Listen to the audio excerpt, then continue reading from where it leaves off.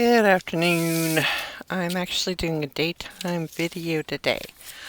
The date is February 16th, 2022, and I'm using my headset because it seemed to help my sound issue. I hope it still works.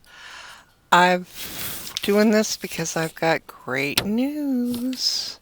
The great news being decrease of cervical enlargement and resolution of thoracic, abdominal, and pelvic lymph and whatever.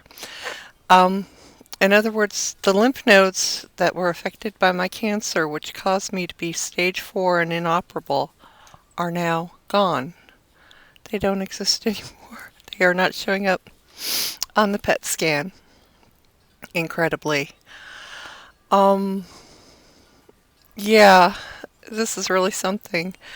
My mass in my pelvis has shrunk 30 by 44 millimeters, previously 52 by 47 millimeters. They dropped my Taxol from my chemo infusion because of neuropathy. It got so bad for a while there. My toes have gone numb on my left foot, and now my right foot's affected. So when I get up at night, I'm a little unsteady. So I tend to stumble backwards.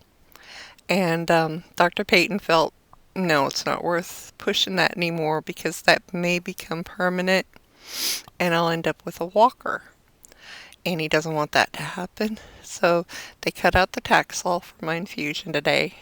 So we're just on carboplatin and the Keytruda and my antiemetics. Yeah, there was a 1 day delay in getting my chemo treatment. I was supposed to have it yesterday, but my Keytruda didn't show up in the mail. It was FedEx. It's delivered FedEx on the day of my infusion. The reason they do that is so there is no waste. For some reason it wasn't ordered or it got delayed in the mail. So now my chemo treatments will be on Wednesday. And that really sucks because I work Thursday. But without the Taxol, I'm thinking, okay, I'm going to feel okay tomorrow. I'll go to work, see what happens. I'm feeling pretty good now, but I always feel pretty good after chemo treatment, even though I'm kind of, maybe dizzy or, drowsy.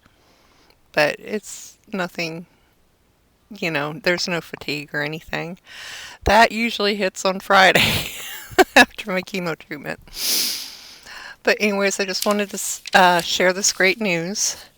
I did get the go-ahead to get my referral for Dr. Shindy at the Vanderbilt Ingram clinic, and he will be doing my radiation.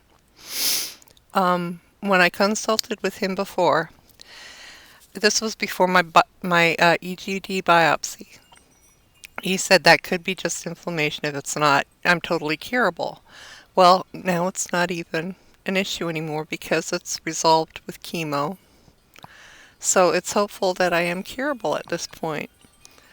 I forgot to ask if I was going to be reevaluated as a candidate for surgery to take care of the pelvic mass. Because that's why I wasn't inoperable before, is because of all those lymph nodes along my iliac and aortic arteries were just too dangerous to operate on. This mass, since it is shrinking, it may be operable. I don't know. I'm going to have to ask about it. I completely spaced it in light of all this great news today. But just wanted to let everybody know. This is great news. It took a turn for the better for once. I will be continuing my chemo because I am responding so well to it. I've got one more full dose that I know of the Keytruda and the carboplatin and the antiemetics to keep me from, getting sick. And then when my radiation does start, that could still be weeks away. When that does start, they're going to put me on a weekly chemo regime, which is just microdoses of my chemo drugs given weekly, instead of, one whole big infusion 3 times a week. Or, I'm sorry, once every 3 weeks.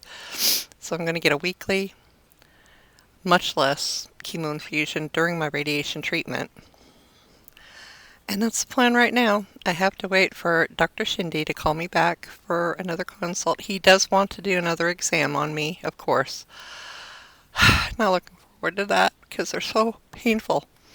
But, you know, it's showing a lot of promise. A lot of promise. All right, I'm out of here. Bye bye.